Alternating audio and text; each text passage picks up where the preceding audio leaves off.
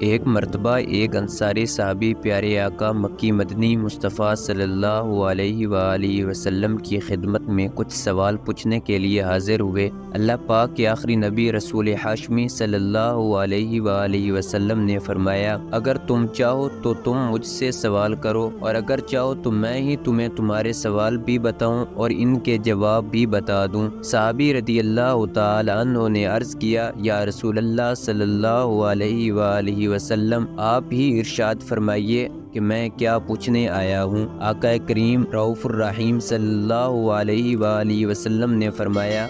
تم پوچھنے آئے ہو کہ جب حاجی اپنے گھر سے نکلتا ہے تو اس کے لیے کیا ثواب ہے، جب وہ میدان عرفات میں ٹھہرتا ہے تو اس کے لیے کیا ثواب ہے، جب وہ رمی جمرات یعنی شیطانوں کو کنکر مارتا ہے تو اس کے لیے کیا ثواب ہے، جب حاجی سر منڈواتا ہے تو اس کے لیے کیا ثواب ہے، جب حاجی آخری طواف پورا کر لیتا ہے تو اس کے لیے کیا ثواب ہے۔ انصاری صحابی رضی اللہ تعالی عنہ نے عرض کیا، اے اللہ پاک کے نبی صلی اللہ علیہ وآلہ وسلم، اس ذات کی قسم جس نے آپ کو سچا نبی بنا کر بھیجا، بے شک آپ نے سارے سوال درست ارشاد فرمائے، اب ان کے جواب بھی عطا فرما دیجئے۔ رسول اکرم نور مجسم صلی اللہ علیہ وآلہ وسلم نے فرمایا، جب حاجی اپنے گھر سے نکلتا ہے تو اس کی سواری کے ہر قدم کے بدلے اس کے لیے ایک نیکی لکھی جاتی ہے، اس کا ایک گناہ معاف کر دیا جاتا ہے۔ جب وہ میدان عرفات میں ٹھہرتا ہے تو اللہ پاک اپنی شان کے لائق آسمان دنیا پر تجلی فرماتا